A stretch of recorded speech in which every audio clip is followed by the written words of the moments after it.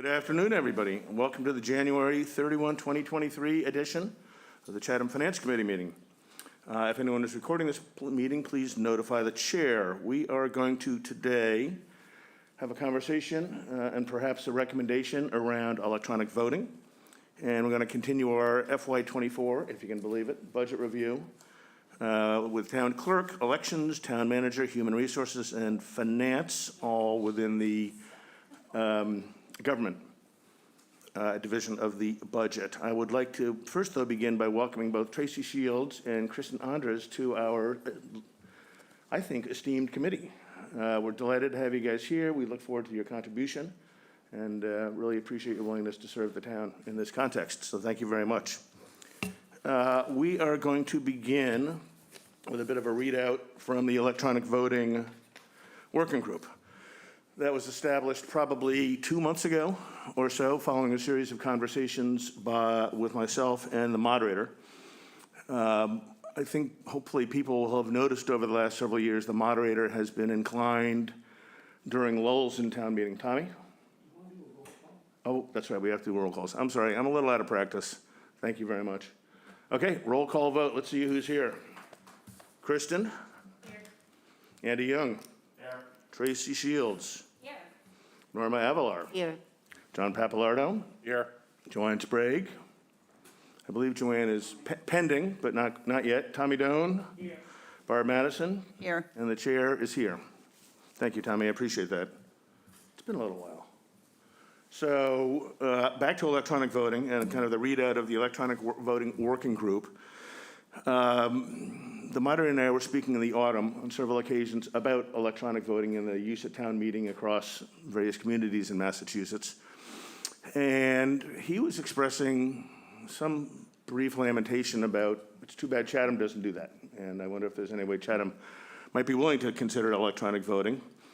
I decided to take the bait and offered to set up a working group, which I was cheerfully joined by Barb Madison and Tracy Shields, for whom I'm grateful. We quickly learned, I guess, being sort of in terms of process and background, an early learned fact was that over 70 communities now in Massachusetts are using electronic voting systems. And every one of those communities has done their due diligence, consider data security, privacy, accuracy, transparency, all of which kind of provided us a pretty good foundation on which to build off of. We started by general research on the internet, not only about electronic voting in Massachusetts generally, but service providers. I think one of the things that was somewhat to our surprise initially was that privacy actually seemed to be the foremost issue of concern for voters. We kind of thought it was going to be speed, or maybe we can get out of here more quickly, or accuracy or timeliness of counts. But in fact, privacy. People were concerned about knowing how they voted, whether it was a neighbor, whether it was a shopkeeper. So that may come as common sense, but it was a bit of a surprise to us. Second to privacy is accuracy, followed by timeliness. One thing that the research also demonstrated was that electronic voting, people seem to think, promotes a more cordial environment at town meeting. There's less shouting at votes and trying to overshout the other party, and the other party then trying to counter-overshout the other party. And interestingly, I don't know how it's how they manifested it, how they determined it, but the research suggested that electronic voting creates a more positive attitude. So we began our work in a series of conversations with town officials, trying to understand from Chatham employees what was important to them, what concerns they might have around any part of the process: cost, implementation, security, transparency. From that point, we went on and began to speak with folks at other towns, town managers, town clerks, town councils, who have had the experience of implementing and running electronic voting, all of which was important and valuable information as we kind of considered what we might need to be thinking about as a community. We then the three of us created a list of general parameters around how to assess a candidate for for potentially providing an electronic voting system to the town, and began to winnow down the list of potential vendors. There are a lot of audience response systems, as it's known in the trade. Lots of audience response system vendors out there. We wanted to limit it to those who focused on electronic voting specifically. We wanted to ideally limit it to those who had Massachusetts experience, providing voting machines and systems to the Massachusetts annual town meeting system. That in turn led us to a total of 3 vendors, following which we created a baseline of, I guess, 16 questions to begin to sort of winnow these 3 into some kind of a triaged list. So with that as kind of the background of our process, I'm going to turn it over to Barbara, I think. I'm going to turn it over to Tracy. I had a 50% chance of that, and I got it wrong because I didn't look at my notes. Tracy, over to you, please.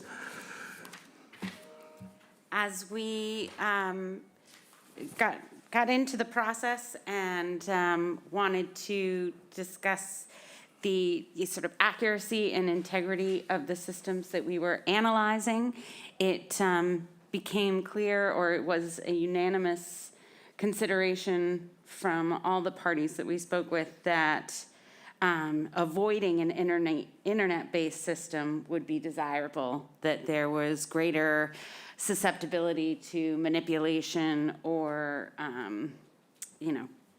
corruption if it was internet-based. And so of the final 2 that we considered most seriously, both are a radio frequency-based system with the potential to access multiple transceivers with Ethernet or LAN cables, so that should we need to be in a multi-room format for a town meeting, that those capabilities would exist. And we were given every confidence that we would be able to facilitate such a dual room meeting. Then in terms of accuracy, both companies really outlined how you would do a sort of reverse audit to determine if a device had created an accurate vote in the system, some with greater detail than others. If someone should choose, there were means with both of the systems that we looked at most closely to have a grid which showed the device number, because all the devices have their own number, whether or not it's a meeting where you register the name of the voter with the number or not, you still have the device number and then a grid of how that device voted in any given vote. So someone, if they questioned whether or not their vote was correctly recorded or recorded at all, if they should choose to, we can identify their device and what the vote cast was. In terms of implementing the systems, everyone Craig and Mark both felt like we had all the equipment and expertise needed in-house to be able to operate these systems and to, as I said before, utilize multi-room formats if we needed to connect the devices with cables and whatnot, but otherwise with laptops and cables and equipment that we already possess, that the devices themselves could be integrated into our town meeting. Barbara. So you're wondering, what is the cost of this compelling new system? Although all 3 of the vendors were relatively close in some areas, they were wide apart in some others. There were some specific distinctions. The pricing that we obtained was for 800 clickers, figuring that ordinarily that should cover everybody that we usually have, and you can purchase or lease or borrow other clickers if you're going to have more than that for a town meeting. Stevens' company, each of the three of us took one company. Stevens' company, Meridia, quoted $22,845 for the purchase of the system, which includes on-site attendance and support at our first town meeting. This compares to, if you were going to lease them, a cost of $6,750 per meeting. So purchasing the system would break even after under 3.5 years, assuming that you only have one town meeting per year. So if you had a special town meeting, of course, it would be less. The clickers, their clickers are guaranteed for 3 years. My company, Echo 360, also known as Turning Technologies, we eliminated because it's internet-based, but also it was going to charge $5 per unit as a licensing fee going forward every single year in the future. So neither of the other companies were charging that. Tracy had the most challenging of the companies, Option Technologies. Their quoted cost was $20,622 for the purchase of the keypads. Their cost of leasing, however, was $18,392 for a town meeting of 800 people. And the salesman explained that that was well worth it because they did all the setup, breakdown, collecting and distributing all of the keypads, which took a lot off of the shoulders of the town clerks. He was sort of pushing the leasing system, and he said that most of the companies in Massachusetts, 2/3 of them that used Option did lease. Anyway, you can see why we were leaning towards Meridia. How to fund it? Well, the simplest plan seems to be through ARPA funds. As Stephen quoted in his memo, we have about $607,000 in received but undesignated funds, and several of the towns that we spoke to have used ARPA funds, so presumably it's an acceptable use of those funds. Stephen also has a little more information about Meridia. And I think there are procurement rules, Alex can probably better edify us around specific ARPA-related procurement rules, but it is our understanding that any number of communities across the Commonwealth has been using ARPA funds to fund these electronic voting systems. Yeah, it does fund under the use of ARPA funds. We can use that because, again, it helps people get out. It's technology-driven, and we also did apply for the revenue replacement, so our funds came in under revenue replacement, so we can really use it for anything. Terrific. So I hope everyone had the opportunity to look at the memo that the working group pulled together about our efforts, as well as perhaps the opportunity to look at the linked video demonstration of the Meridia system. As Barb and Tracy have said, we ended up kind of taking three firms into the finals: the Meridia Systems, Option Technologies, and Echo 360. I would say that in addition to the challenges associated with Barb's Echo 360 pricing, they have recently, the predecessor company, Turning Technologies, recently purchased, about a year ago, a little year and a half ago, purchased this company, Echo 360, which has historically been a software as a service company. And they changed the name to the smaller target company. And there's very little on the web now and on their website about voting technology. So we thought it be imprudent to take a company that seems to be directing its attention more towards software as a service on a going forward basis. If we're making a 10-year plus investment in the system, we thought we should have a partner that's going to be with us there for the long term. So Echo 360, as Barb said, did not make it into the finals for a variety of reasons, leaving us with Meridia Systems and Option Technologies. In addition to the curious pricing scheme that Option offers up, I think it would be charitable to say that Tracy had some difficulties in corresponding and communicating with Option. We don't need anything to go into it in depth, but they just seemed disengaged, they seemed disinterested, and again, didn't really seem like a kind of a firm we would want to partner with for the next decade. Interestingly, Orleans uses them, but for the cost of buying their system for $21,000, as Tracy said, for the big town meeting Orleans had in the parking lot at the height of COVID over at Nauset cost them $18,500, and a standard kind of in-house town meeting in Orleans is, I think, 15,000 and change. The numbers just didn't seem to make a lot of sense. I think to Barb's point, they seem to be more interested in trying to serve as a leasing vendor rather than a sale vendor. So for those reasons, and frankly, a host of others, I think ease of use, transparency, ease of deployment, system integrity, data security, it's the unanimous recommendation of the working group that the Finance Committee consider acquiring a system by Meridia Interactive Solutions to use for our electronic systems at town meeting. I would also add that in some of the conversations we had, or at least in one in particular, conversations we had with town staff, it was pointed out the applicability of these kind of systems to other town undertakings, whether it's, a conversation like they've been having on affordable and attainable housing. Who likes option A? Hit the button. Who likes option B? What about the COA? Et cetera, et cetera. So I think if the town acquires a system such as this, we think that the town will find more uses for it over time than simply care and maintenance at town meeting.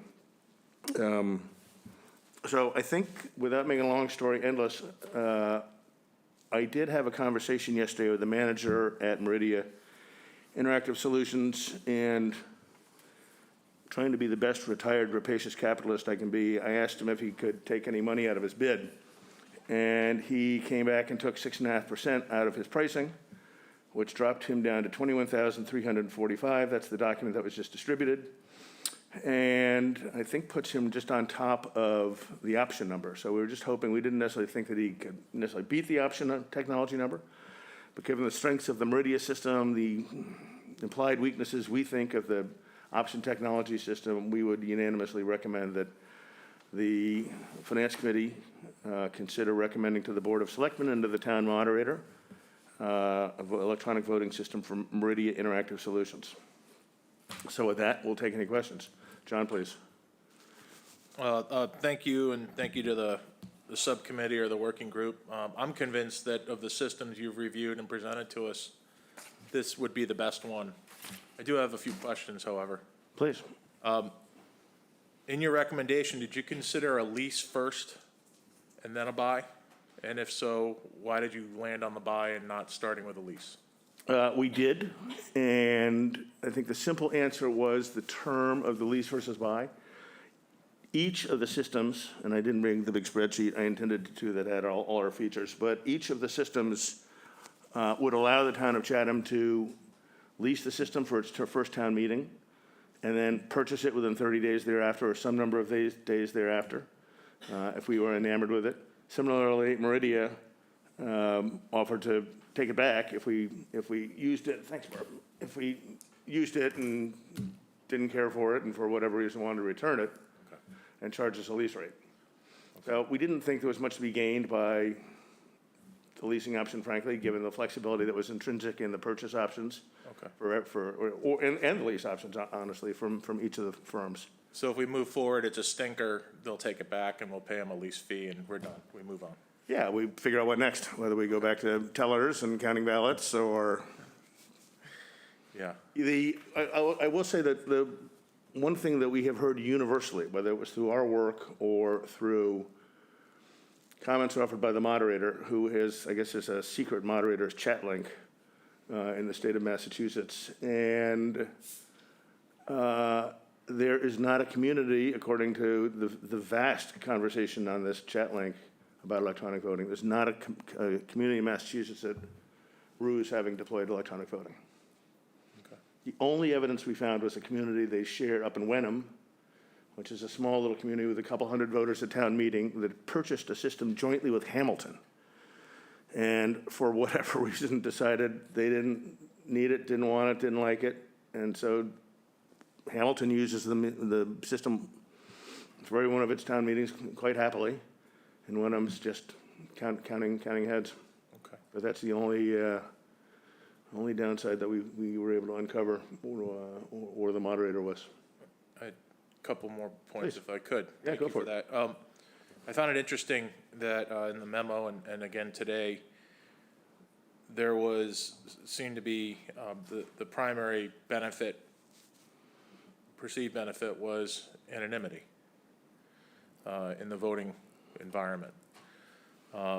With that, and if we take that as true, do you think this would attract more people to attend our town meeting? Well, I think it's less a question of whether I think it would attract more people to town meeting or whether we necessarily as a working group would. I think the answer to that would probably be yes, because I saw Tracy and Barb nod, so I do it. If they're nodding, I'm nodding. Based on feedback we've gotten from other towns, Tracy, microphone. that is the experience that some of the other towns we've spoken with, that more people did come once it was known that the electronic voting was going to be utilized and it was anonymous, on top of the notion that more people came because they felt it went faster. And I would echo Tracy's last comment, especially in my conversation with Sean McBride, who's the manager at Meridian last evening.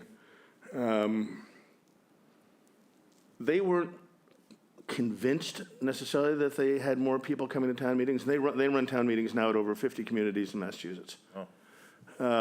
He's not personally convinced they get more people, but he is convinced that the meetings go faster. And I think Tracy suggests what we think to be true, is that you'll get more people if the experience is a better one. Barb?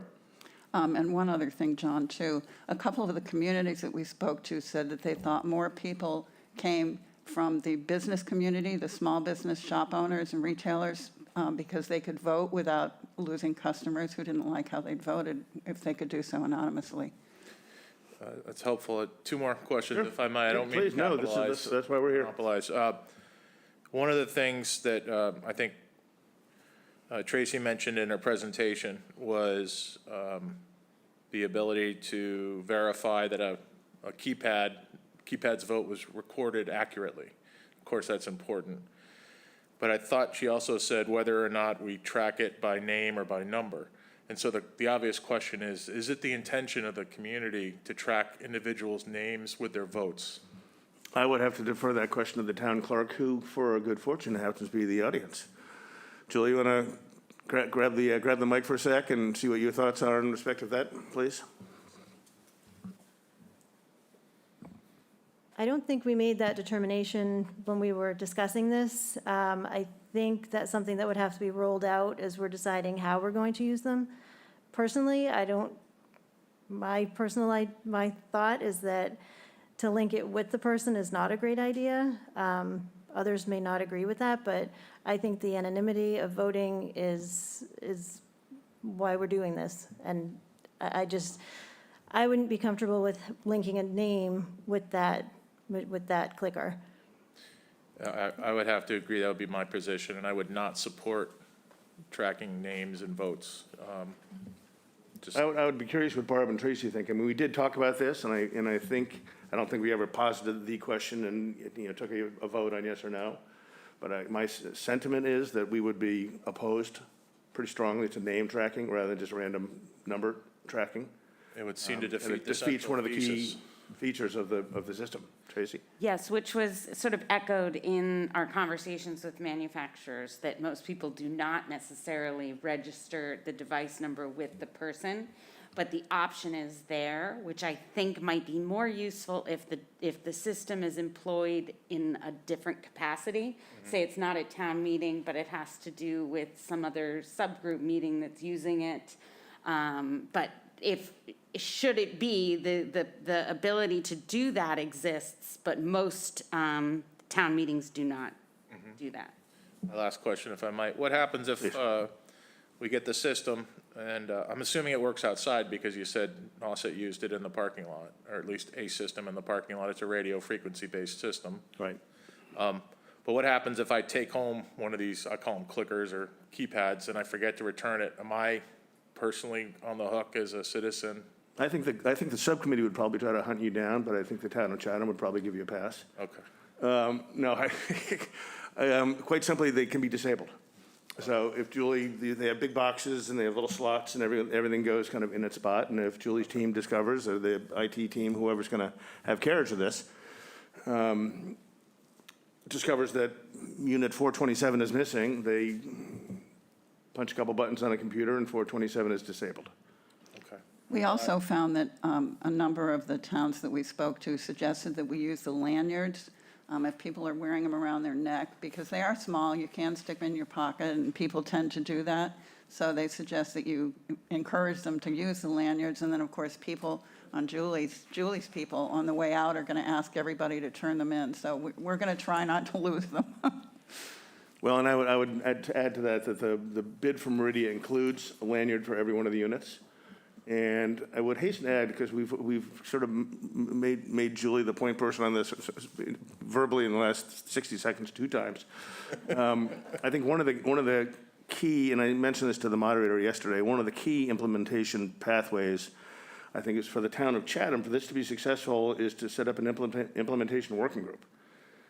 And I think it's going to be Channel 18 and the town clerk's office and others, whoever may be involved. Certainly, we're not going to have any role in that kind of thing if the town decides to buy that. But I think it'll be a critical path for success to have this really be thoughtfully laid out and work closely with the Meridia team, if that's the group that ultimately gets chosen, in establishing a glide path for success in this whole thing. Norma, you've been patiently waiting. Go ahead. If this is implemented, I'm wondering whether it will encourage more votes or discourage votes.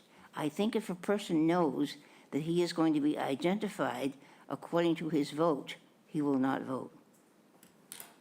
Thank you, and I think that goes back to the point that Tracy made, that these machines, almost the default mode is to have them be anonymous. So you're handed something at the check-in desk where we always check in, and it's a little clicker, and it may have number 427 on the back, it may have 736, it may have 007. But nobody's taking your name to tack your name onto whatever the unit number is.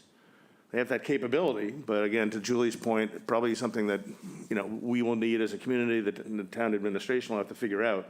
But we would, as a working group, would certainly recommend them not identifying these things specifically by names rather than just device number. So you would have that anonymity. Andy? Maybe I have to be the iconoclast, but as much as I agree with this, I do lament the fact that a town meeting now will no longer be a place where voters stand up and publicly declare their position. I don't think it's going to preclude people from standing up and declaring their position. And their vote, Correct. okay? Yeah. It's, there's No, a long it's- history behind it, but it seems in today's society, we can't do that anymore, at least not reliably. That it raises a couple questions. Certainly you're not the first in our research and readings about this kind of stuff. That is the primary lament, is that time is passing and this artifact of 300 years of community, 300 plus years of community meeting is going away, and that's sad. And one of the town moderators that we read an excerpt from was talking about his 29 years as town moderator. I won't name the town, but he said he was convinced that in his 29 years of running town meetings that there were manifest mistakes in counting paper ballots. Whether it's the tellers making a mistake, whether it's the people sitting, however the table works, but he was convinced in his 29 years of experience. And he said that in terms of the traceability, the auditability of the electronic clickers ever since they've adopted them, nobody's questioned the accuracy. And yet he's convinced that it is an intrinsically better system, more accurate system, more democratic and reflective system than what we currently deploy in terms of having my son and daughter and anybody else we can get to go count heads and take them on a scrap of paper over to Julie's table and add them up. So I appreciate the observation fully. Norma, please. Do you think that using the system we have always used, there are enough mistakes in counting to warrant people's being suspicious of the number? I never felt that people doubted the outcome of a vote. Yeah, so I don't have a personal opinion on that, and I won't venture one. I will offer an observation by one of the people at Meridia Interactive Systems. And a comment that I did read from one of the moderators was that they never thought that the outcome of a particular vote was changed by the imposition of electronic voting, or the result of electronic voting, that the count within a vote may have changed, but they never thought each of these two parties never thought the outcome of a vote had changed. That's all I can offer. I don't have a personal opinion on whether a vote would be changed as a result of this. Joanne, please. First, let me apologize for being late. Yep. You gonna turn on your mic? Let me apologize for being late, Mr. Chairman. We're never going to give up a town meeting in New England for many, many years. But it doesn't hurt to take a step forward. And I really do believe that the one man, one vote principle is upheld better with the electronic voting, where your vote is yours and you don't have to turn around and see what your neighbors are thinking, or your neighbor's not going to tap you on the shoulder and say, why are you voting like that? I think it's a change, but I think it's an improvement. And I would vote for your recommendation and to take this step forward. Terrific. Thank you, Joanne. Other questions from anyone? Kristen, please. I just have a question about procurement process, whether, I mean, you've done such a great job in researching this, and I'm wondering if the town can, to what degree the town can take this and just purchase it, or do you need to put it through some other RFP? Well, I think that anything below, above $10,000, but below $50,000 requires 3 quotes. So that's what the committee has done, and that they've documented that the second or the lowest provider isn't really responsible. So I think they weren't responsive to the questions that were asked. So I think that we're on safe grounds there. And we didn't obviously want to get over our skis, so as we were having these conversations and developing our information and recommendations, I did stay in pretty close touch with the town manager around what was required and necessary to allow this to proceed in accordance to Hoyle. Andy, please. Yeah, along those lines, is this something using ARPA funds? It still has to go through town meeting, correct? No, it does not have to go through town meeting. ARPA funds are ours to use, so we can make that decision and use the ARPA funds so we can have this in place prior to the annual town meeting in 2023. This only depends on a vote of the board, the selectmen, I'm sorry? of the vote of the select board. Yes. Okay, thank you. I don't think I'd be divulging a state secret where I say that it's the fervent hope of the town moderator, as I understand our conversations, that this be in place for town meeting in the spring. Further questions? John, please. Yeah, my last one was, you're gonna buy 800, that's the proposal anyways. How quickly can we get 200 more if that's the way we need to go? Is the lead time a month, 6 weeks? So, that's a great question, and something we've talked about a lot. Annual town meeting attendance, its nadir was 203 voters in 2020. I'm not quite sure what happened then. Was that the pandemic, maybe? I wasn't there. 2009, we peaked out at 861. Special town meetings, the bottom was 224 in 2021. And not surprisingly, 2010 regionalization drove 1,203 voters to town meeting. So, again, in anticipation of trying to squeeze a little bit more money out of the Meridia quote and make sure that 800 was the right number, I talked yesterday again with the head of Meridia about our numbers. He thought that 800 was fine. They would probably throw another 200 clickers into the car, as he said, for the first town meeting. Were we to go with them. And if we found we were anticipating a contentious vote or a high attendance vote, they would shove a box into overnight mail and get them for us the next day, in any number. So he didn't think it was necessary. We toyed with the idea of do we get 900, do we get 850? the moderator and I have agreed on a number of things about this whole process, one of which is we don't want to look stupid at the end of it. So it would be kind of dumb if we rolled this out and we had 850 voters. I'm assured that by Meridia, who's running 50 town meetings in Massachusetts, that the number's right. If not, we can get them quickly shipped up.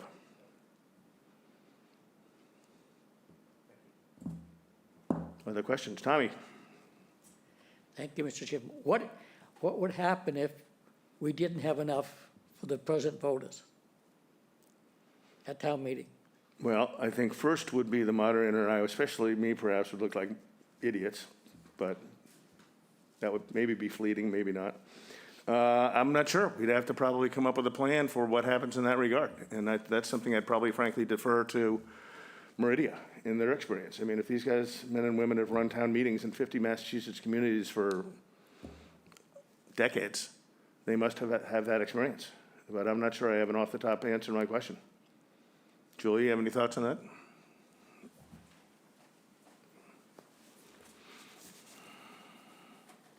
Unfortunately, I think we'd have to go back to the old-fashioned way and Yeah. just keep the clickers in the box and just run town meeting as we normally do and learn and go forward. That's a good question. And something that, you know, the implementation group should put on its list.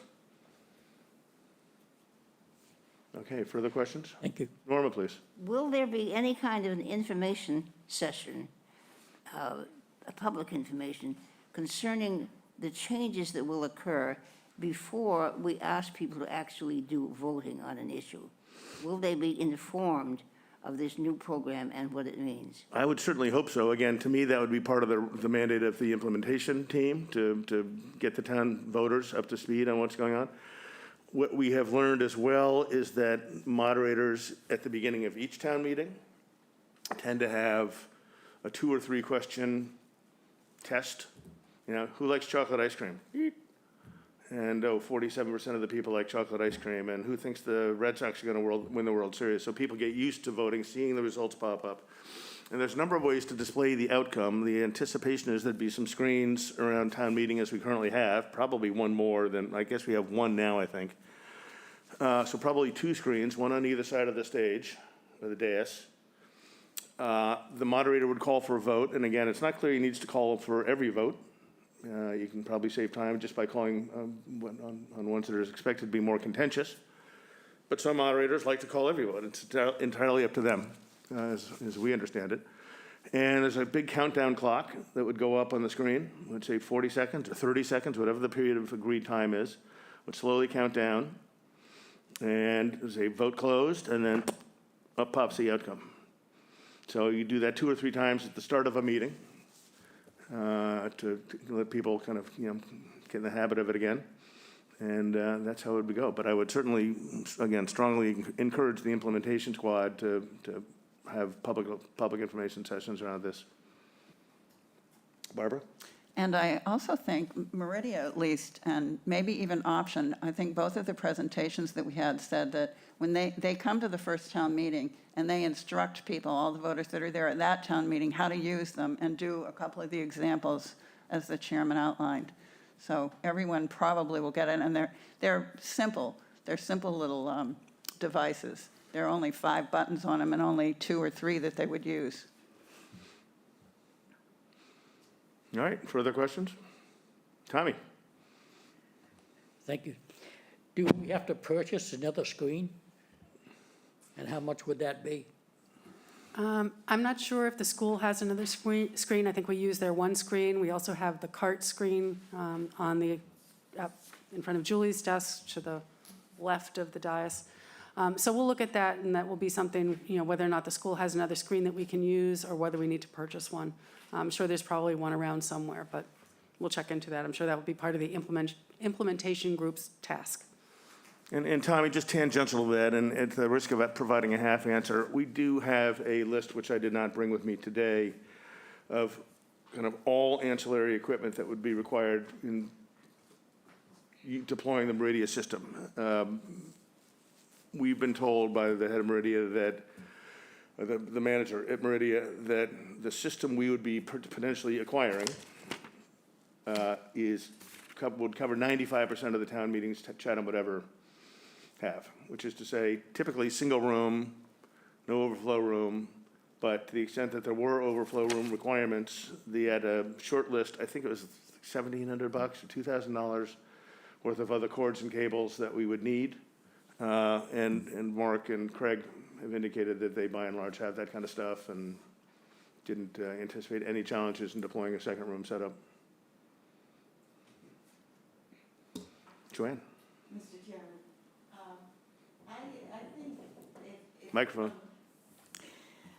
You know, if we have a problem, say we get this new system at town meeting, our town moderator's been running this meeting for years, and he just dropped back, in my estimation, to what we always do, stand up and vote, if anything wrong with the mechanical equipment. I think this is a great step forward, and that we certainly, even if we don't know all the answers now, they're going to be fairly easy to figure out. So I would move we vote approval for the electronic voting system. All right, thank you, Joanne. Is there a? Second. Oh, there's a second from Mr. Doan.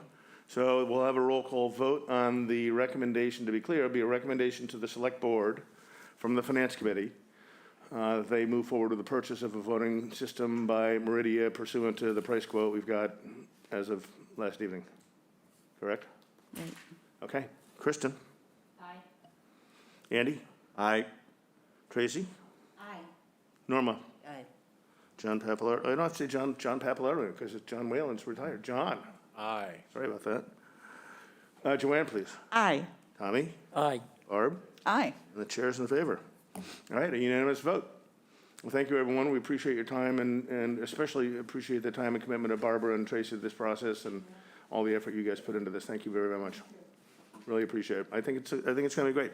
I think it'll be good. And I know several of the members of the Board of Selectmen, or the Select Board, excuse me, have been working diligently and plan to, I guess my understanding is to be further working to draw hopefully more voters to town meeting as a result of this potential result of this decision. So, great. Well, that's good. Thank you guys very much. Then we are off to our ongoing budget review, general government. Alex, over to you. Okay, thank you very much. Oh, hold on, Norma, I'm sorry. Before you begin, our mics are probably on. Does that mean they go beyond this room? Yes, it means they go into the Channel 18 land. Can we turn our mics off? Yep, push the little button and it goes red. As many of you know, But I'm not sure we can do this. Can we are deliberating? What are we doing? as many of you know, my son Eric Oh. has cancer. And he has treatments every Thursday, which means that I could not be here. So I think it only fair that I resign my position on this committee. Otherwise, it's not fair to all the rest of you. So Well, why don't we take that up at the end of the meeting? I respectfully appreciate your offer. I respectfully disagree with it, given what I've had to go through over the last couple of years myself. one and a half dozen the other. But let's plan to talk about it after the meeting. So thank you. Okay, Alex, over to you. Okay, thank you, yes.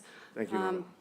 Moving through the FY 2024 budget, again, as we've said, it's online on the digital budget book, and today we do have our town clerk, Julie Smith, here to talk about her two budgets, as well as Megan Downey, our HR director, to talk about the human resources budget. So we'll probably go to them first, so we can let them go. But I'll go into the budget book online, and just bear with me while I get there. So today, again, as I said, we're looking at general government, and this is really all things administrative. Most of the offices are located at 549 Main Street, so it's the town manager, the finance departments, divisions, as well as the town clerk, elections, and IT and HR. So our expenditure summary is Alex, just a quick question as you get underway. Has that number gone up since the books came out? It might have gone up as we make adjustments Yeah, real going time. through here. Okay. It might change from your book, and I will note those when we finally go through all the different Okay, that's helpful, thank you. departments. Yeah, it's kind of nice because I can update this as we move forward, and I save it as a different different name all the time, but I can add comments as personnel might change. If we have, hire new people, we can add them in. So it's really, yeah. Alex, can you tell us what page you're on when you, This starts on page 42. thank you. Oh, okay. Oh, I'm looking at the 56? Oh, departments, going into the different departments. Okay, sorry, I was looking at the overall view. So if I go into general government, come on. So we'll start here with, human resources comes up first. So actually, let's start with Julie. Let's start with Julie because she's been here. So town clerk, since Julie's been at the podium a lot, we'll start with the town clerk's budget. So for FY 2024, Julie is requesting the addition of a part-time staff to assist with the expanded voting. We now have early voting, mail-in voting, so voting has taken up a lot more time with the town clerk's office. So the request that's being brought forward is for a 19-hour-a-week person to assist with all that, as well as some of the other tasks that are in the town clerk's office. So for FY 2024, the request is for $181,485. And again, that's an increase of 13.8% over the current year due to the additional part-time position. That's a non-benefited position in the town clerk's office. So that would be 2.5 full-time equivalents located in the office. And we do have the spreadsheet here that shows the increase in the temporary wages for that position. And Julie is here to answer any questions you might have on the town clerk's budget. I have a question, please. Julie, in the context of everything we just talked about and the recommendation that the Finance Committee has, I guess, now just made to the Select Board in respect of electronic voting, do you anticipate the need for additional personnel, or how would you, it's a little bit of an overlap, but how would you anticipate kind of the implementation process is going to require, we talked about cables, but we didn't talk about extra people and that kind of stuff.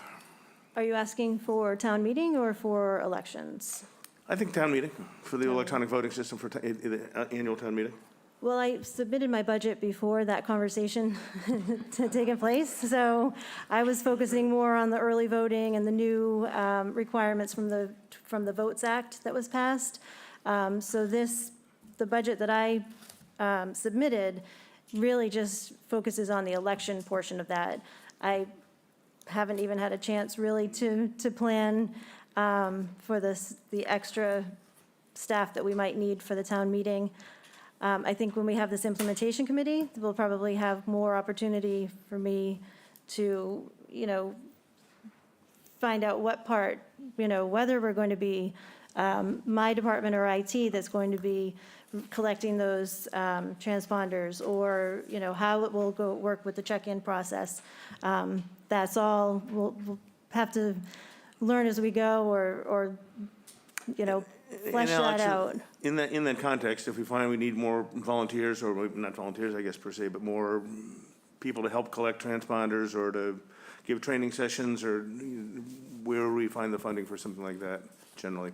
Well, we do have some funding for the tellers at town meetings, so whether we transition the tellers to assist with the electronic voting system, that might be one way to do it. How many additional people we might need, again, that might be something for the implementation committee to look into.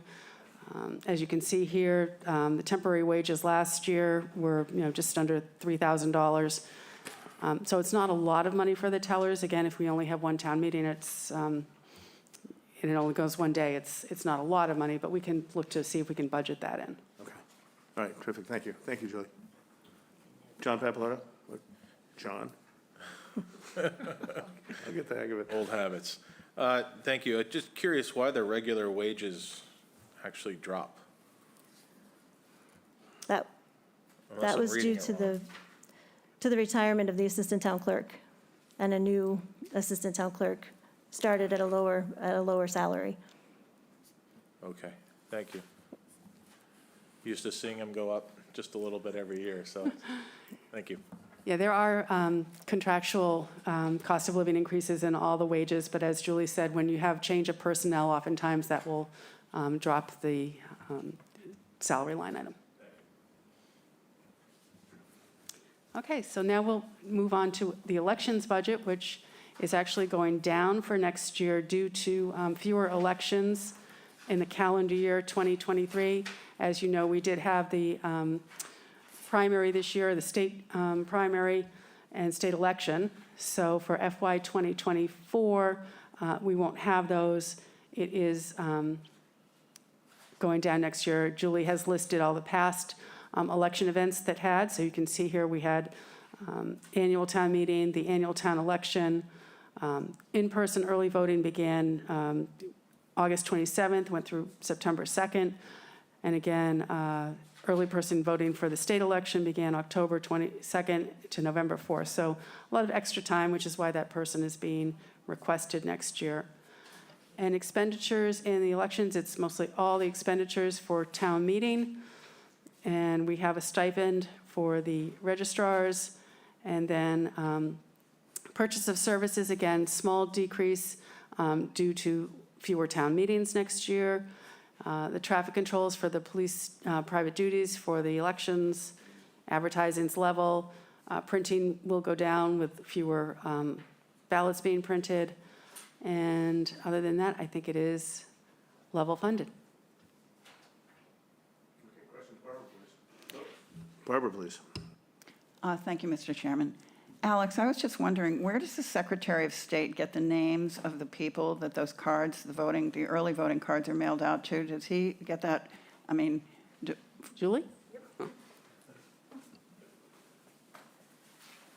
Oh, those cards. Don't get me started. We use, the clerks in the state use the Secretary of State's voter registration system, and they pull those names right out of that system and mail them right directly from the Secretary of State. so it's from the registered voters list as opposed to a homeowners list? Correct. Okay, Yes. it just seems like there are a number of them that go to people that aren't voting here. That's why I asked.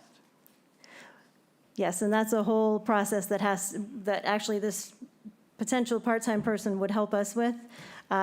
There's a whole myriad of election laws that, we are not allowed to remove people unless they've either notified us or they've been a non-voter, a non-respondent to the census for a certain number of years. So unfortunately, statewide, there are a lot of people who are still on the rolls because we cannot remove them until either that timeline has passed or we have received notification. So unfortunately, there are a lot of postcards that have gone out and for multiple elections that are on the rolls still, but town clerks are not legally authorized to remove those people yet. Thanks, Julie. Welcome.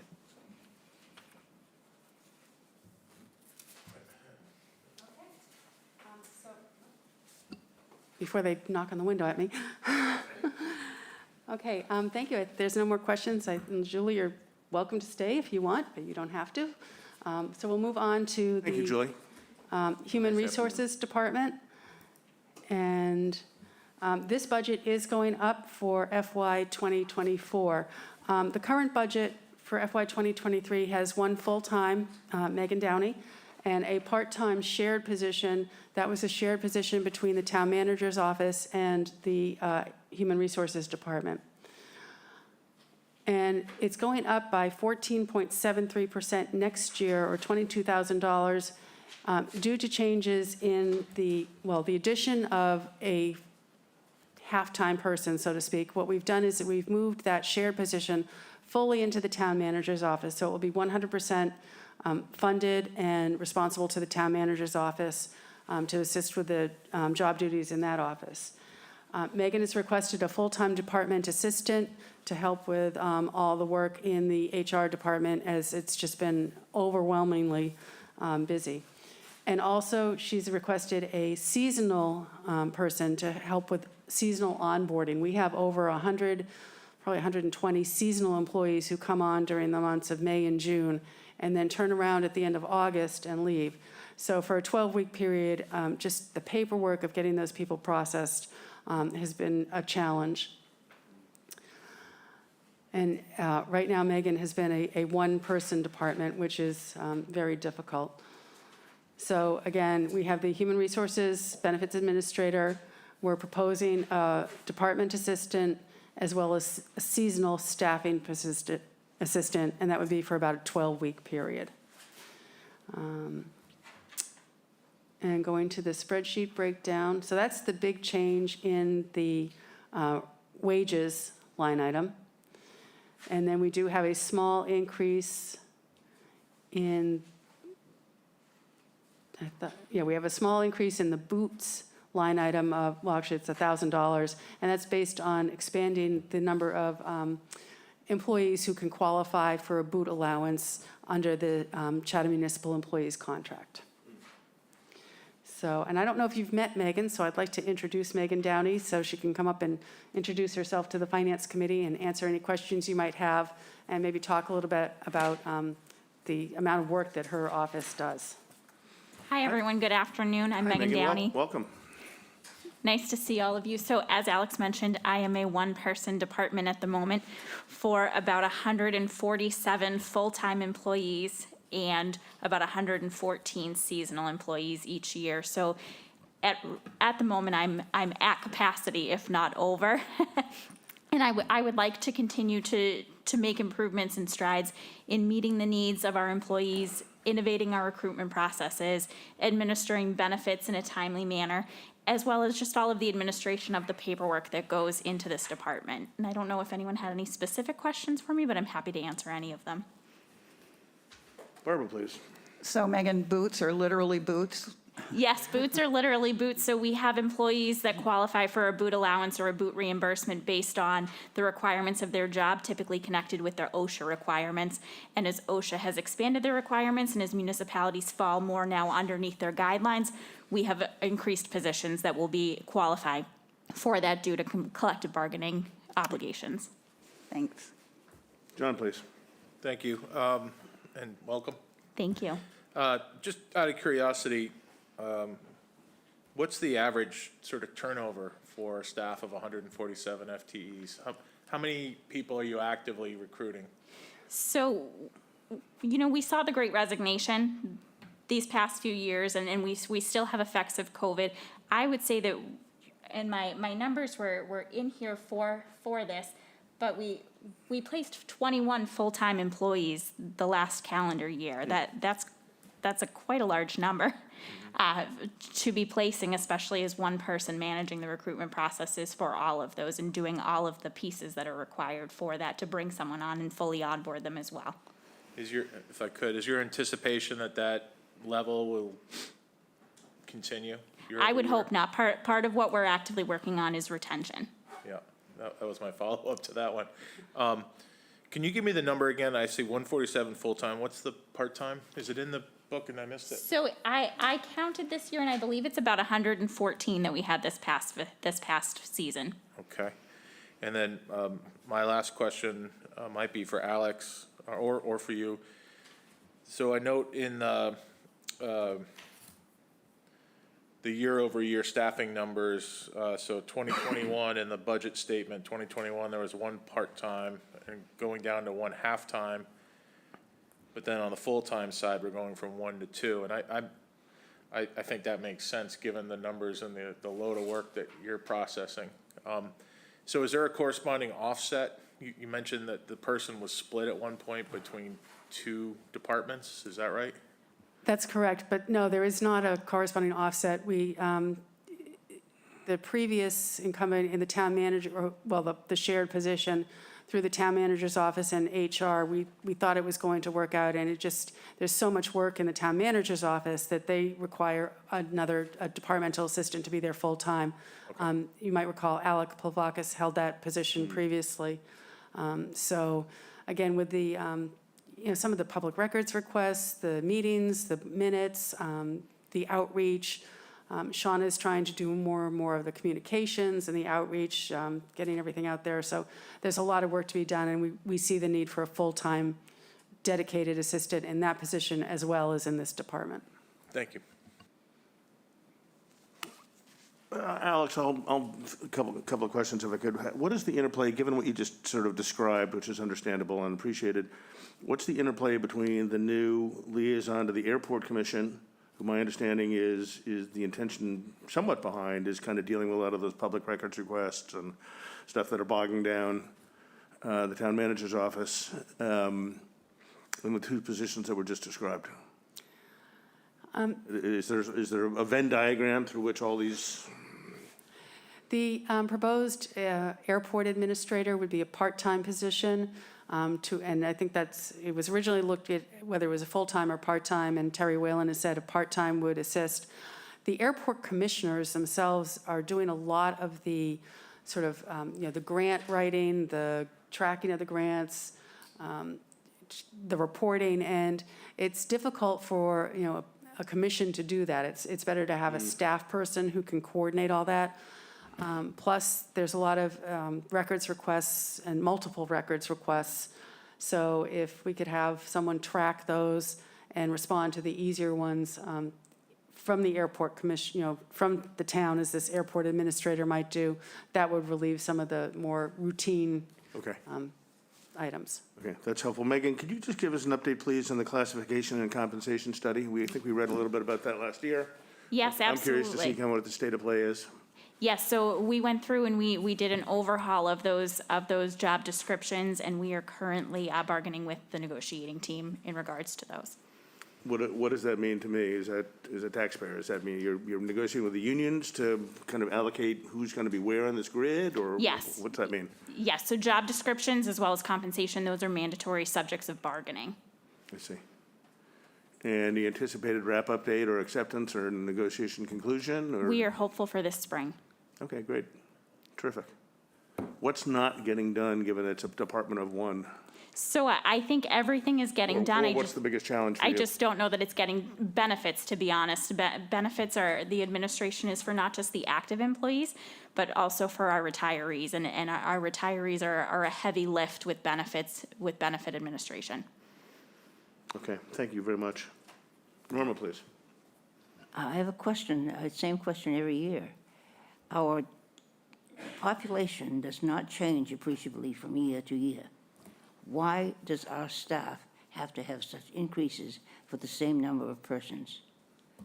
Alex, would you care to field that ball? Yeah, it's honestly the workload, and we're all at capacity right now. As Megan said, I mean, we bring on about 120 seasonal employees each year, which is a lot of paperwork for her to handle.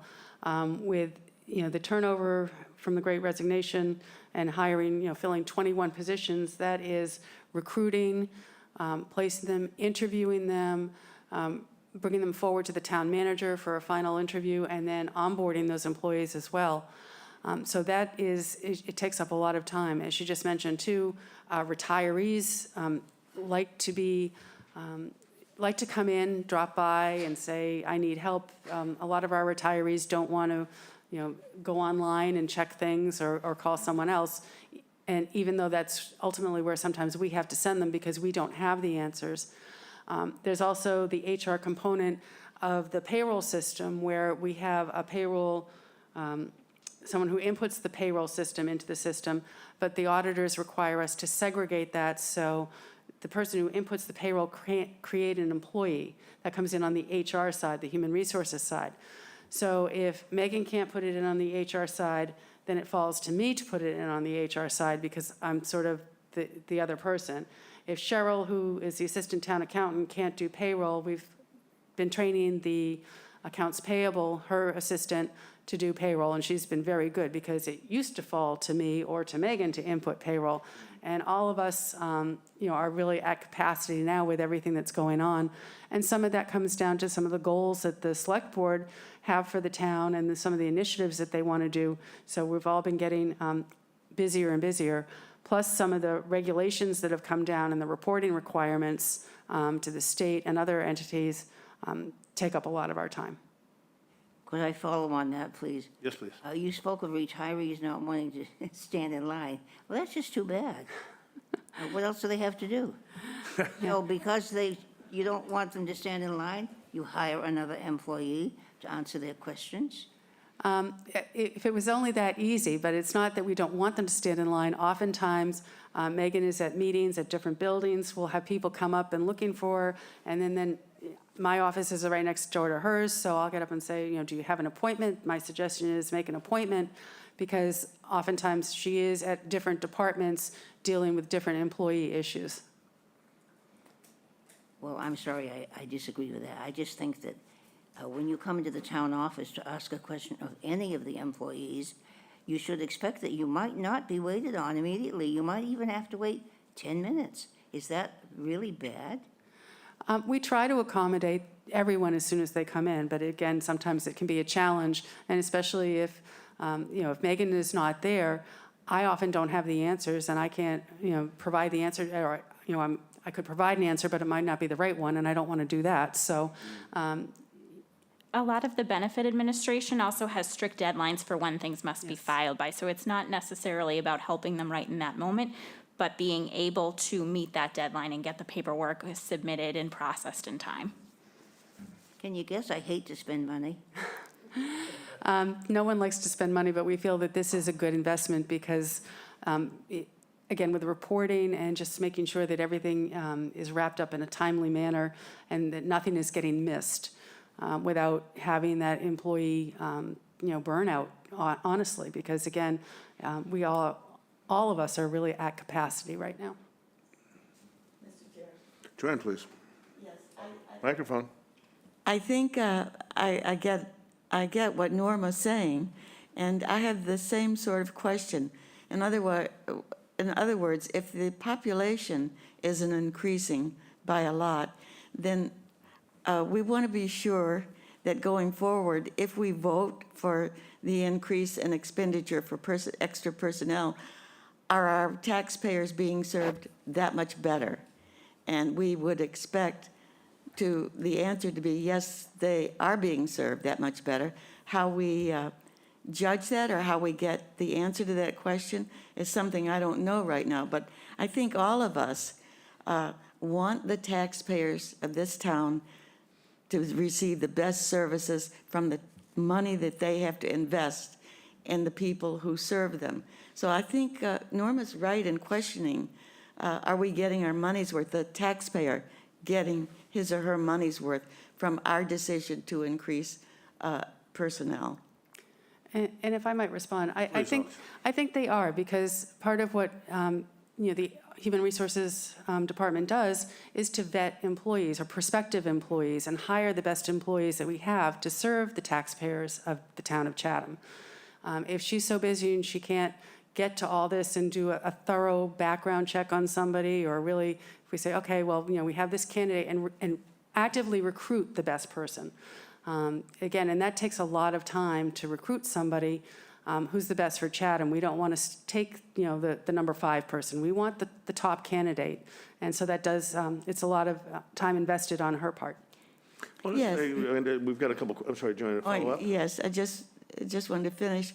And we have to decide where we want to invest the increase of money. Do we want it invested in our wells and our drinking water and fighting PFS, the PFAS? Or do we want to invest it in sewers? Do we want to invest it in our roads? And I think ultimately that's what we're here for. So we need to know what exactly these large increases in personnel expenses and additional hirings, how does that fit in with what best serves the community? What areas? At the desk at the town hall, at the faucet, at the drinking water, or at the flushing for the sewer system? And I think it's important for all of us to prioritize that and look at these increases and help you make decisions on how to best invest the taxpayers' money. I think that, one of the investments here is, and Megan mentioned it, is retention of our current employees. which is very important because they have history and then we have continuity. So if we want to have projects completed, and some of these things are very, very important, if we have turnover in personnel because we're not paying attention to trying to retain the personnel that we have to accomplish the select board's goals and objectives and get these projects completed, that's an issue. So again, anything that we can do to help, retain employees, get the best employees we can, will help, get these goals accomplished, the water goals, making sure that we have safe and adequate drinking water. Yes, it will be a project, but then again, we have to prepare for that to go to town meeting, to get a, authorization to do that. So again, all this takes people hours, and if we have, our former DPW director, Tom Temple, retired, so we've been trying to fill that. We had an interim director in here. We do have a candidate who hopefully will come forward very soon. I don't know, but again, that's been a lot of Megan's time, is to try and transition from one person to the other. And meanwhile, having Bob Rooney as the interim director, who you saw last week, was great. But again, he doesn't have all the historical knowledge. So we need to get somebody in, and again, we want to retain our current employees. If Thank I you, may. Alex, and thank you, Mr. Chairman. Thank you, Joanne. I think, Tracy, you were next, please. Yes, I was just going to share as a small business owner and anecdotally to other business owners, the amount that companies are having to spend more in this last year than they have ever before in hiring, recruiting and hiring. It across the board has gone up. So to me, it surprises me not at all that it might cost more to generate the type of employees that we're looking to have. To me, investing in the people of what makes up our government is one of the best things that we can do. And to have systems and all the important priorities that you were discussing be managed to the best of our ability means having the best staff in place that can do that. I can't even imagine how hard your job is trying to fill those positions. I really can't. And yeah, just wanted to say I support you. Thank you. May I add one thing? I just wanted to add to what has been said, and that is that management of people as the resource is what I do. And so a lot of my statistics and data, it's not public information because most of it's confidential. So that sometimes can make it harder to come here and make this pitch. But the services that we need within this town, they don't happen if there's not enough adequate staffing within my office to get those people, retain those people, help train those people, help institute performance evaluation measures. All of those come from human resources. And so I know it's back-end information and it's internal customer service, but it really is so critical. Kristen, please. I just want to also offer my support as a former town employee. I totally understand being at your capacity, and when you come to us and you say you need additional staff, I know it's not because it's a luxury, it's because it's a necessity. One person cannot run a department. I don't care what, but particularly your department, my goodness. And it's really, retention, as has been said here, is really about having a good working atmosphere.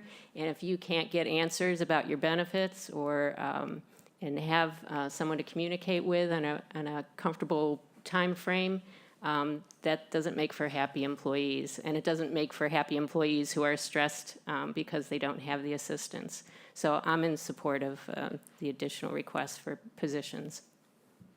John, did you have your hand up? I did, but I think Alex wanted to. Oh, I'm sorry. I didn't, it's not on this chart, but I know that prior to my coming to Chatham in 2010, there were, I think, a full-time and a part-time person in the HR department. So that was cut back after the recession, and it stayed the same until coming up for FY 2021. I think we put in the part-time, but now we'd like to get that back up. So just a note. John, please. So I had a question first. What are your or the town's obligations to the retirees in terms of service? So we process all of their benefit changes, so we hold an annual open enrollment for them to make changes. However, we also process changes due to qualifying life events. So a move out of state might qualify a change in their insurance. Unfortunately, a death, that's often what drives it. So processing their life insurance claims, putting their spouses on different insurance and, allowing for that continuity of care, and also sometimes changing the way that they pay for their insurance. It may no longer come out of a pension if it's the retiree that's deceased. So there's quite a bit of administration for that. And as more people retire, there's more people to service. And that's the standard that each town where the employee earned their benefits administers through life for the retiree? Correct. Yes. There's no alternative to farm it out to another company to handle all that? No, and oftentimes we have the physical files, and it's also important to note that we also are responsible for all those teachers who retired from the Chatham school system prior to regionalization.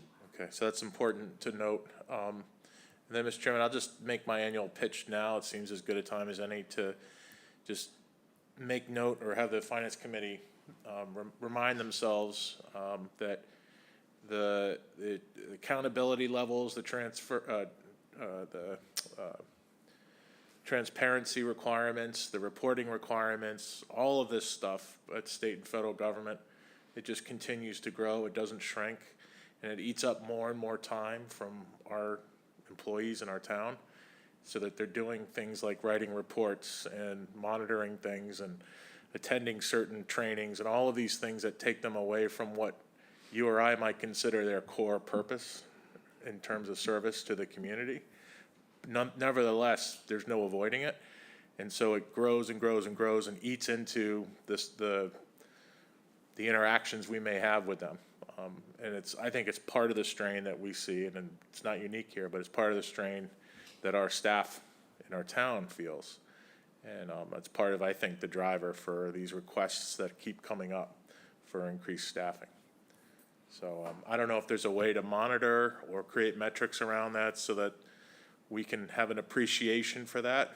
And I'm sure it varies cyclically and by position or by department, but a fair amount of time is spent complying with regulations and doing reports. It is, and I think a good way to look at that is the town manager's monthly report, where we report, all the things that each department has done.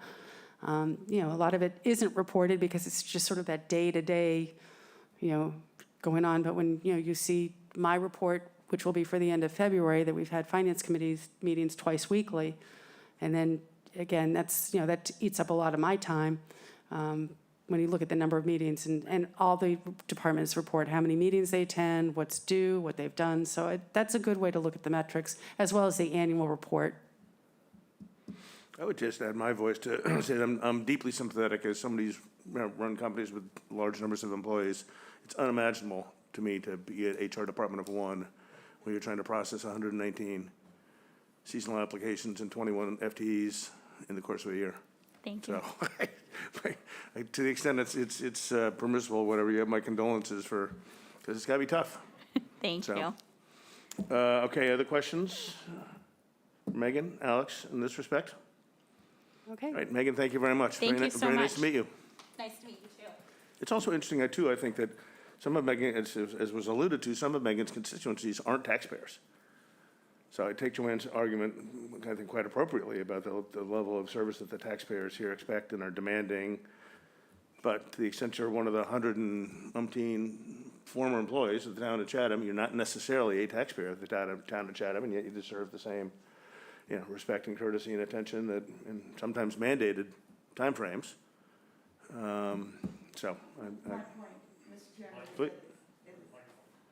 My point, Mr. Chairman, is that it's our job to try to pull back a little bit and look at all of this and remember how much money there is, how much the taxpayers can afford, and it's our job as best we can to set the priorities for what the recommendations of where we think we can be most helpful to them and make the town better. So The best part of our job. I don't think it's really easy to get the whole picture, but I think it's incumbent upon us as a committee to be able to look at the whole picture, no matter how much we may like or dislike some aspects of it. Fully agree. I fully agree, Joanne. Tommy, please. Thank you, Mr. Chairman. I knew, I knew Megan in a previous employment that she has, and we are lucky, very lucky to have her. Thank you. Thank you, Tommy. I agree. All right. Okay. Alex, where are we going? Thought I would start with the town manager's budget, and I'll just, again, general government, other than the human resources, elections, and town clerk that you've already heard, we have the divisions of the town manager, legal, accounting, assessing, the treasurer collector, information technologies, and some of the smaller budgets are the town moderator's budget, the select board, finance committee budget. The legal budget isn't a small budget, it's a large dollar amount, but it's fairly straightforward. The audit, the summer residence advisory committee, parking clerk, and sticker office. So I thought I'd start with the town manager's budget. And I can go there. So the town manager's budget, again, provides, town manager is the chief administrative officer, as you well know. And for FY 2024, as mentioned, we've moved the part-time shared position fully into the town manager's budget. So there'll be 3 full-time equivalents rather than the shared position. And again, that position would be responsible for the select board meetings, taking the minutes, as well as some of the items that Shauna had performed previously prior to becoming the executive secretary / communications officer, because she's going to spend more time on communications, reaching out, getting information out there, et cetera. So I'll move down to these are just some of the goals and prior year accomplishments of the town manager's office. Again, this is all in your book, beginning on page 71, yes. So the expenditures, again, we see an increase of just under $90,000. And that, again, is due to 50% of that salary coming over into this budget from the Human Resources Department. Just scroll back up again to the Sure. that overarching figure so we can correct it, what's in our book.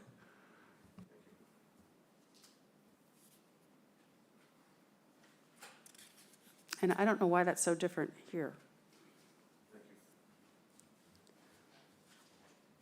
And again, you can see here we have the note that we're moving the town manager's assistant from the HR budget, so the impact is $52,000, 100% located in this budget. So that accounts for a large portion of that 26.8% increase.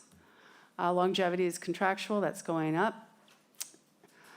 Mileage is a mileage stipend that the town manager has received. I don't know why it doesn't have the actuals for FY 2021 and 2022. And that is again, an annual, monthly stipend for the town manager. I also get a monthly stipend for mileage, so I don't have to put in for mileage all the time. Full disclosure. Continuing education, level funded. Telecommunications, this budget is responsible for all the telecommunications for all town buildings, so $95,000, increase of $5,000, which more accurately reflects FY 2021 and 2022 actuals. Advertising is going up. The cost of advertising increases when we issue RFPs, requests for proposals, et cetera. That gets quite costly. Printing, the town annual town report and the town meeting warrants also are funded through this budget. Postage is level funded. And then just office supplies are level funded. Meetings, dues, and travel, that's for, and this budget does support some of the select board members attending some of the continuing education and meetings, dues, and travels as well. So it looks like an increase of 6.2% over on the expenditure side, and 18.6 total increase overall. And I'm happy to answer any questions if I can. Jill was not able to attend today. Norma, please. Do you aim for a certain percentage with which you are going to continue your programs for the coming year? Or do you do the programs and then decide what the increase is? You try to work within a specific number for percentage for increase. And the increase you just mentioned, excuse me, I didn't interrupted you, for 18%, that's a lot. That's a big increase. Right, that is a big increase, and that's because we've moved the department assistant into this budget. What we're trying to do is, we don't look at the percentage, we're trying to provide the same level of services as we have in previous years. So in order to do that, oftentimes, with inflation, expense items have gotten, are increasing, so we've looked at that. And again, the personnel, to provide that same level of service, we've, as I said, we moved that shared position fully into this budget. Okay, other questions? John, please. Thank you. The telecommunications line, is that like all the internet, all the phones? Does that include cell phones too? That's all the phones, yes. Okay, so all the internet, all the phone systems, all the, There's a few internet bills that are paid by departments, but not many. They're very small, about $200 a month. But this is for the bulk of them. I'll have to look at that. so other department budgets aren't gonna have cell phones and all that stuff buried in them? I think we might have one department that has telecommunications, and it might be the police department, but it's not a high amount. Okay, thank you. My recollection was that the police department did have its standalone telecom budget. Yep. So this is, yeah, centralized telecommunications for all departments, with the exception of police. Okay. Let's keep going. Okay.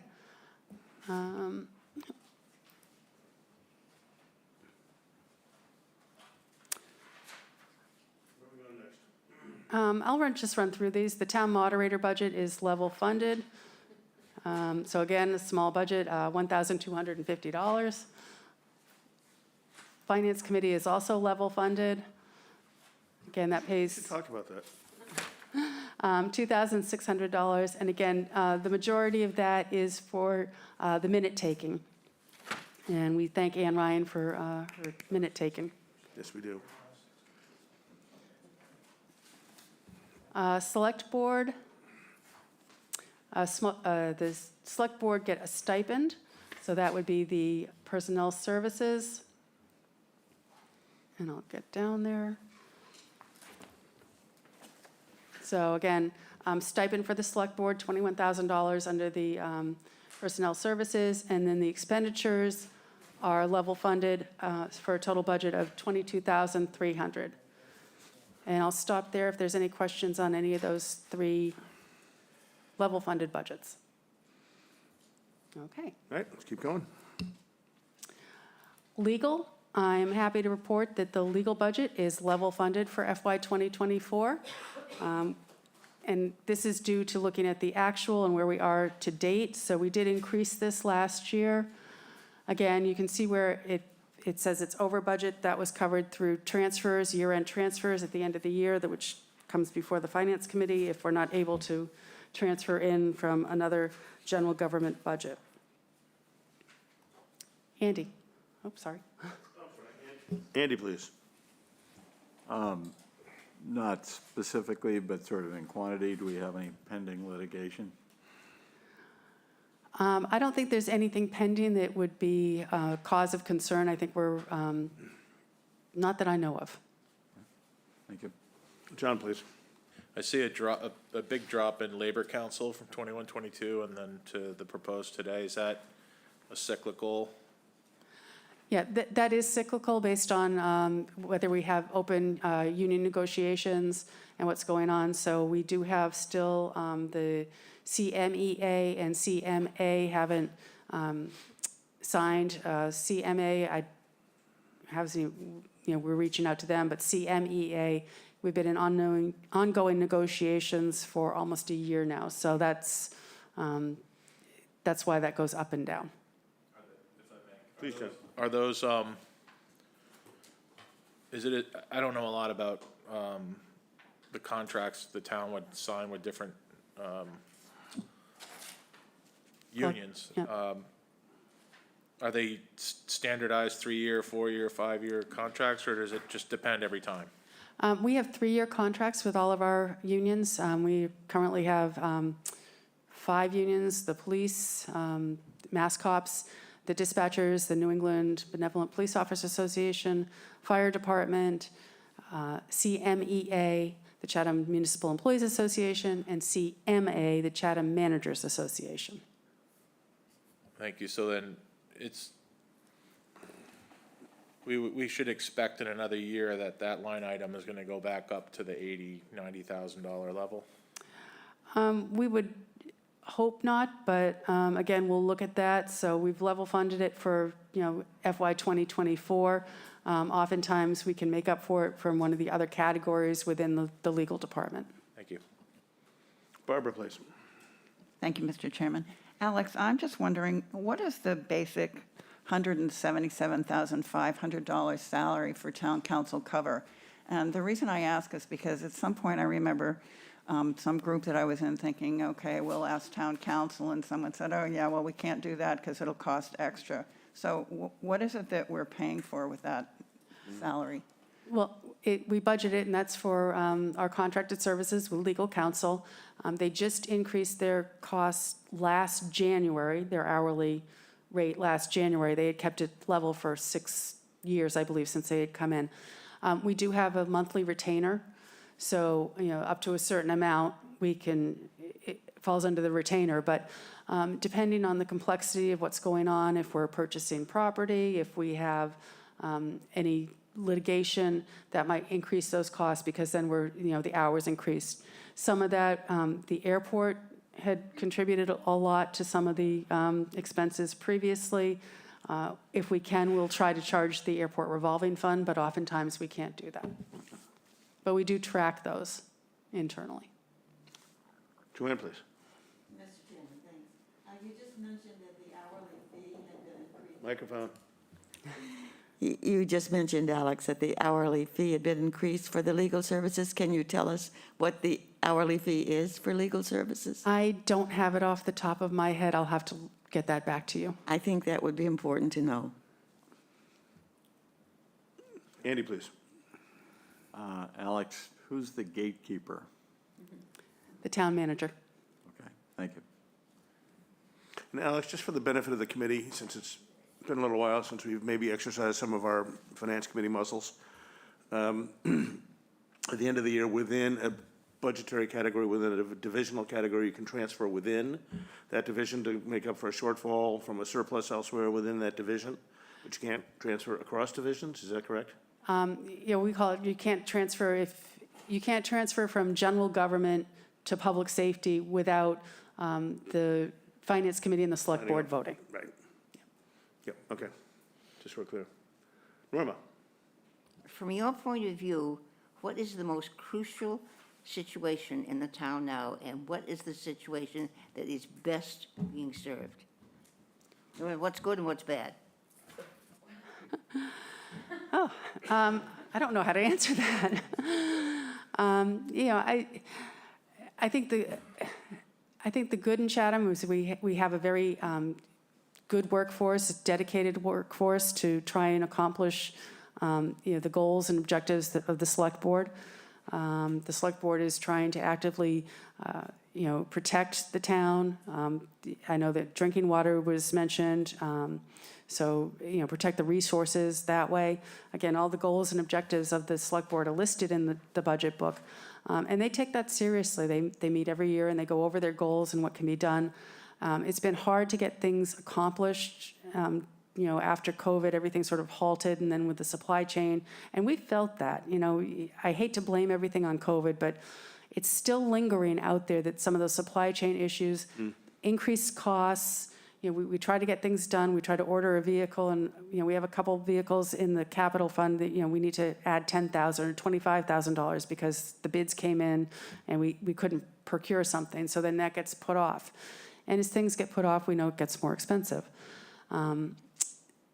So, it's frustrating that we can't get these things done as quickly as we want to. I think I wouldn't say I wouldn't call it bad, but it's frustrating because we do want to accomplish a lot. And we take great pride in moving these projects forward, and it's been difficult. And the good part? I'm sorry? The good part? The good part. Okay, good. No, the good part is, as I said, we do have a dedicated force. We do want to get a lot of stuff done. The select board is very forward-looking at, again, when the PFAS hit, we moved, we got the filter in. We're looking at a water treatment plant. All these things cost money, but we need to, and that's my challenge is reporting back to the select board and the townspeople.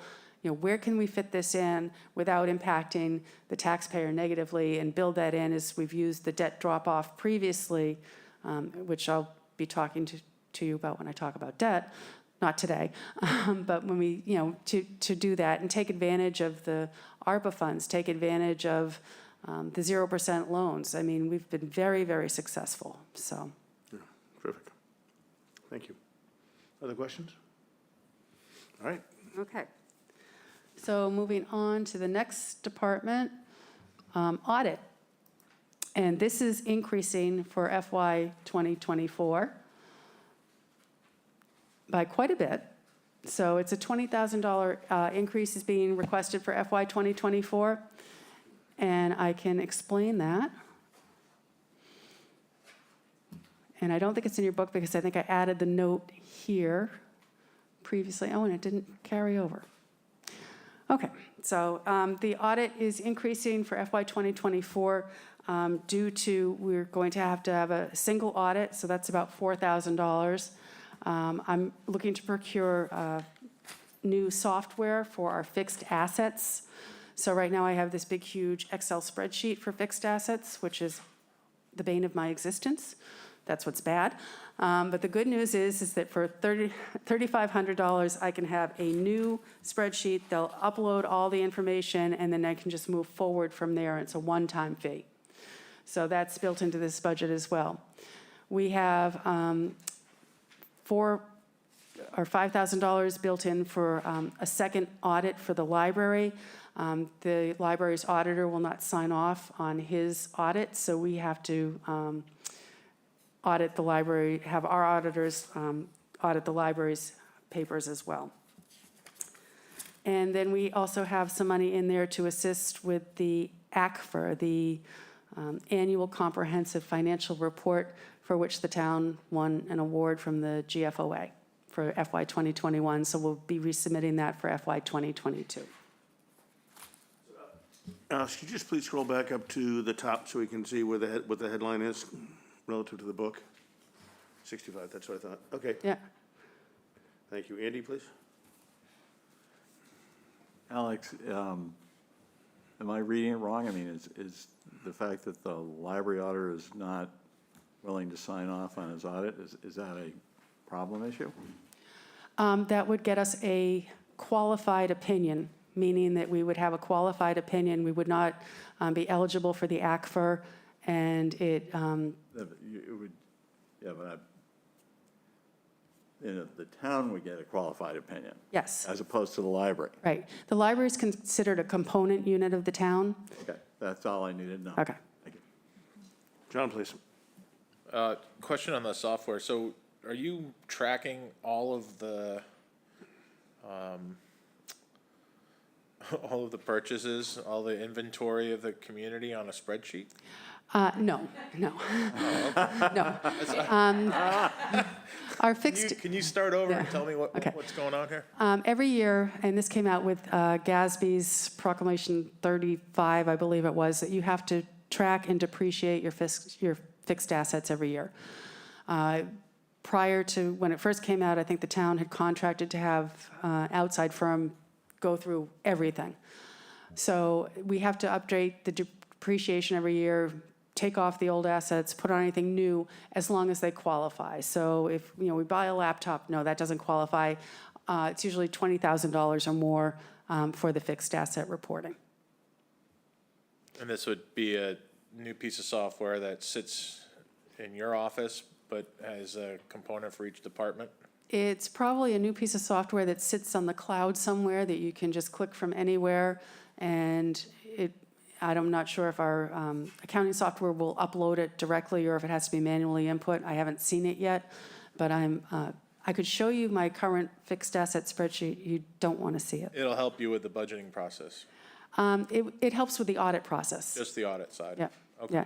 And it also would help probably for town inventory, how many buildings we have, land that we have. I can sort it right now by those categories, but again, it's a huge spreadsheet. Thank you, John. Anyone else? All right. Okay, moving down from audit into accounting. So the accounting office consists of 3 full-time staff, myself, the assistant town accountant, and the accounting clerk. So again, we're remaining the same amount of staff for next year.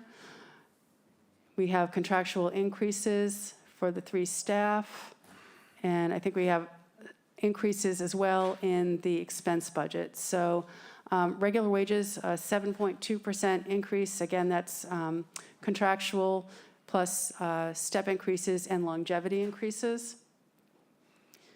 And then we have continuing education. I've requested $200 increase based on prior year actuals. Office supplies going up as well based on actuals from the prior year, and meetings, dues, and travel going up based on actuals from the prior year. One of my goals is to send the accounting clerk to procurement, and she's already completed 1 class. There are 2 more classes I'd like her to take, as she's our first, what I call the first line of defense when she's looking at the invoices. She does all the purchase orders, and again, training staff to move up through the ranks is always a good thing. Barbara, please. Thank you, Mr. Chairman. Alex, in your prior year accomplishments, you implemented employee self-serve. What is that? Yeah, the assistant town accountant implemented that, and that is, previously we used to give everyone a paper copy of their direct deposit. Now you can click online, you can see everything that you made, all your past checks, the breakdown, your time off, how much time you might have left. So it's moving into, we had quite a few employees who said, how come you don't have employee self-serve? It's, everywhere else I go, I can click on something. So again, it's freed up a lot of her time by not having to go back and print out things for people. They can go in directly. It's very safe and secure. Again, nobody knows your password. Once you set it up, it's yours. Oh, good. John, did I see your hand up? Yeah, I just wanted to congratulate Alex, I know, on her receiving the award of financial reporting achievement. You and the team doing an excellent job. I know the documents that we receive and the ability of myself as a member of the finance committee to pour deep into the line item by line item what's going on in our community. It's excellent and very usable. And so I was just very happy to see the recognition you had received from the Government Finance Officers Association. So congratulations. Thank you. I think that the whole committee endorses John's sentiment. Thank you. Well done. Barbara, please. And one other thing, I think this might have happened in the last fiscal year, but you refinanced, just before rates went up, you refinanced some of our bond debts, so that saved us a bunch of money as a town, too.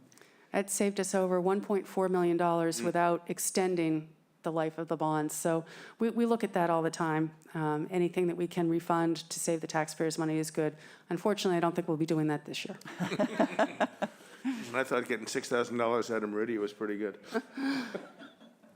Alex, can you just sort of a quick, I think this is as much about a kind of a sausage-making question as anything. These books came out, 2 weeks ago, 3 weeks ago, roughly? Yep. And I think we've always known that they change over time. I think obviously having this real-time system here, ClearGov, is terrific.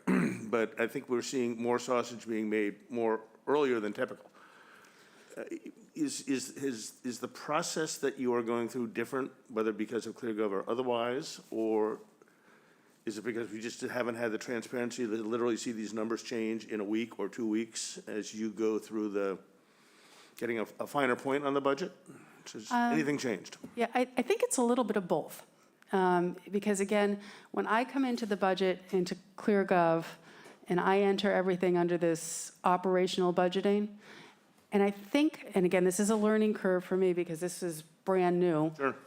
So again, when I came into my department here, and I know this is going to be difficult to see, but if I come into, let's see, general government, and town accountant, just bear with me as I come Sure. over here. All right, so I come way over here, and this is where I've entered everything into personnel, expenditure, salaries and wages, regular wages. And this should carry over to the budget book, and I think sometimes if I don't hit this little save as something, it doesn't carry over, and that might. So the overall numbers as presented haven't changed very much, but I've noticed that some of these are changing. Within the body? Within the budget book. Yeah. Yeah. Okay. Do you anticipate, and I'm not sure there's a right answer to this, but do you anticipate a more accurate or kind of the final budget book at some point in time? Yeah, I anticipate the final budget book to move forward to town meeting will be spot on. Okay. There's some of us budgetary nerds who save these things year after year and like to go back and look, see how things have grown over time, and I'd hate to be doing it off of bad data. Okay, Kristen's giggling. Andy, I see you are too. Alex, a very quick question, maybe, I hope a brief answer. Where in this can I find the town's balance sheet? That would be not in there yet, because that goes into, let's see, fund balance. So again, we didn't put everything in the budget book yet. It will be when we finalize it. This was, again, to get this out for everyone, to have it available through the budget process. Is it otherwise posted on the town website somewhere? The balance sheet for FY 2022?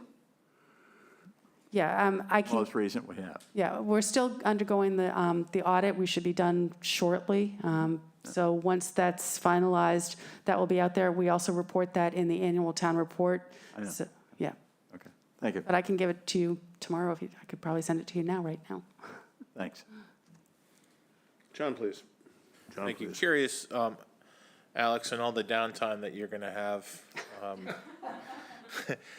At some point, do you anticipate, and I know we're still learning with ClearGov and this software here, this web cloud-based software, do you anticipate going back and plugging in previous years? Or have you loaded the farthest back year and we're just going to move forward?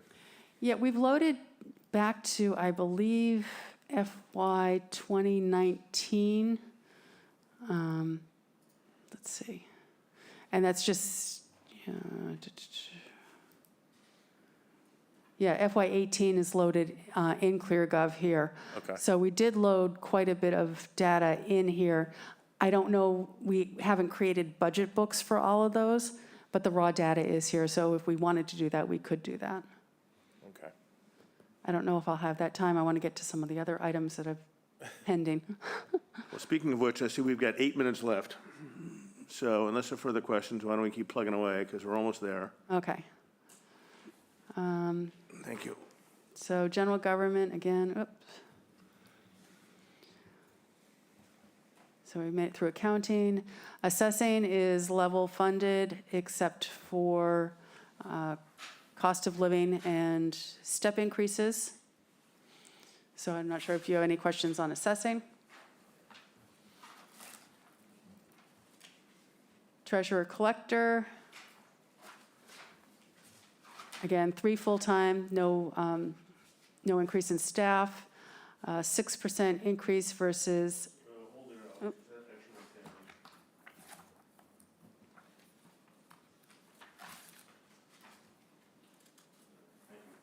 See, it doesn't always go up, Joanne. that went down from the budget book. And again, this is looking at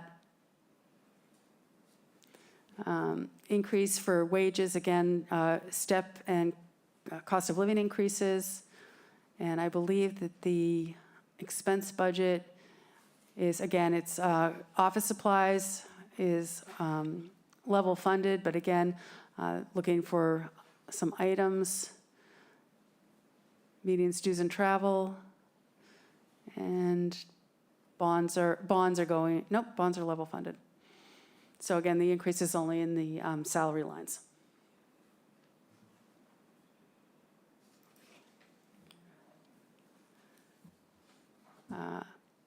Information technology, this budget is increasing.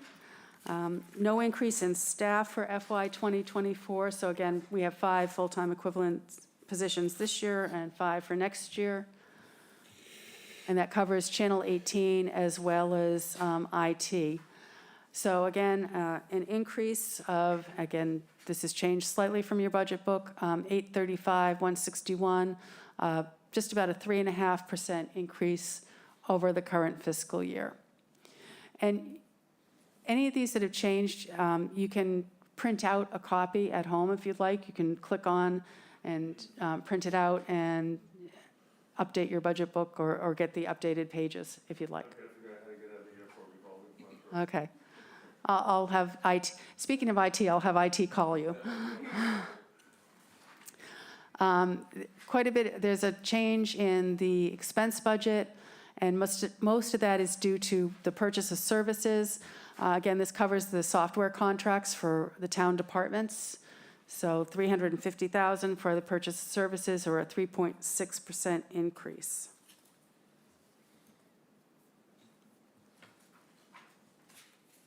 And I'm just getting my glasses on this. Starts on page 110 of your budget book.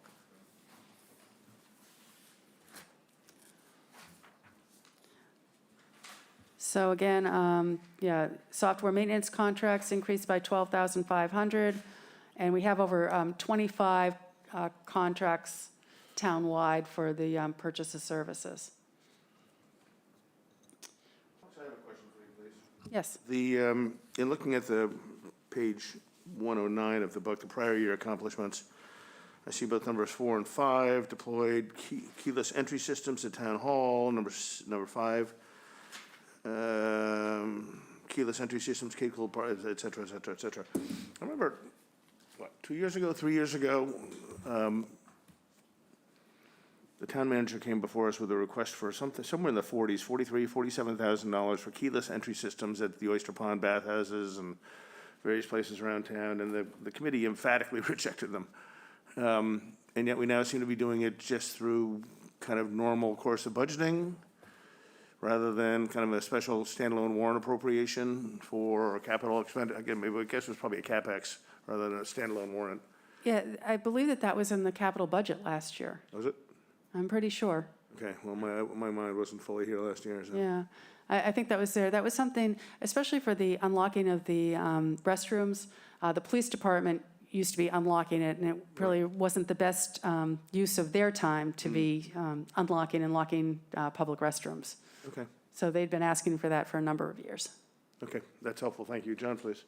Thank you. The number 1 accomplishment references 30 miles of fiber optic cable installed townwide, taking the town off an outdated Comcast system to a high-speed fiber optic. Yes. Does that mean is that the Open Cape system, the so-called Open Cape system?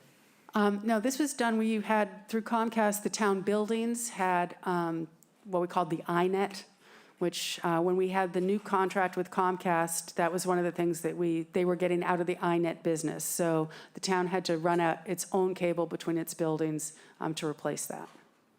Okay. And so we had to put the cabling in, and we still have a $5,000 a year increase in telecommunications. That was in the general.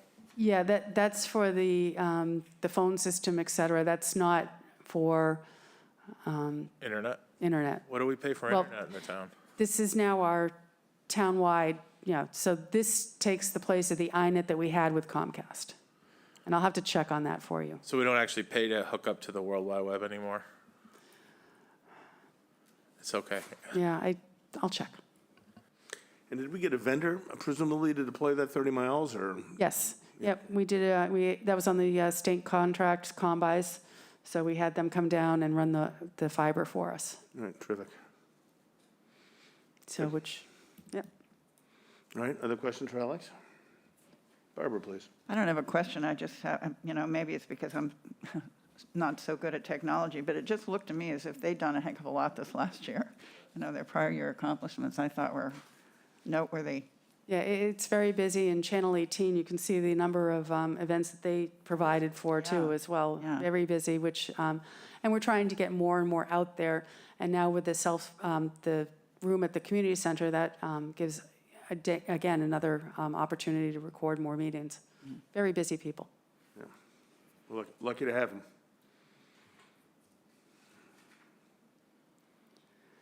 And then moving down, I think we have the Summer Residence Advisory Committee, which again is level funded. The parking clerk budget is increasing due to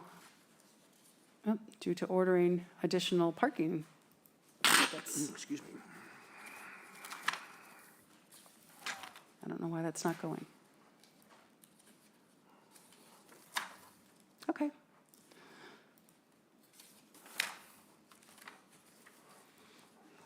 There we go. Yeah, so parking clerk, again, they've listed all their accomplishments, the number of tickets, et cetera. This budget is going up by, that's not right, it is going up. $0. No, it's going up. I thought it was going up. I probably missed it when you left. What is the difference between the amount of money charged for parking and the number of monies returned for illegal parking? Do we make any money on that? Well, we don't charge for parking. So the only money that we make on parking is for the parking tickets, and it's $50 per parking ticket. Do we make much money there? I believe last We could year, make more. we have made as much as, I think, $45,000. Last year, we made $21,805. The year before, it was almost $40,000. So again, depending on how many tickets are issued and written, it's definitely on the revenue.